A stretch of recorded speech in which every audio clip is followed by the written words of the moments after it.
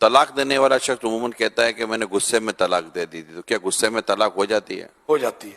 ایک ساتھ 3 طلاقیں دینے سے کیا ایک ہی طلاق کہلائے گی یا پھر 3 ہی؟ 3 کہلائے گی۔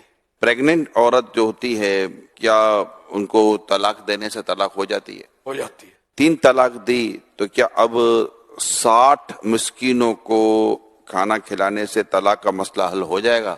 نہیں ہوگا۔ طلاق دیتے وقت گواہوں کا ہونا بھی کیا ضروری ہے؟ نہیں۔ طلاق کا معاملہ کس سے حل کروانا چاہیے، مولانا صاحب سے یا کبھی گھر کے بڑوں سے، کس سے حل کرائیں؟ علماء سے۔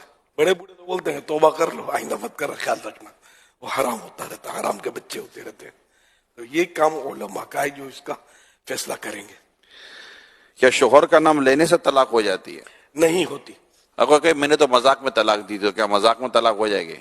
ہو جائے گی۔ حدیث پاک میں کہ اللہ کے پیارے نبی صلی اللہ علیہ وسلم نے فرمایا 3 چیزیں وہ ہیں جن کا ارادہ بھی ارادہ ہے اور مذاق بھی ارادہ، نکاح اور طلاق اور رجوع، یہ مذاق میں بھی ہو جاتے ہیں۔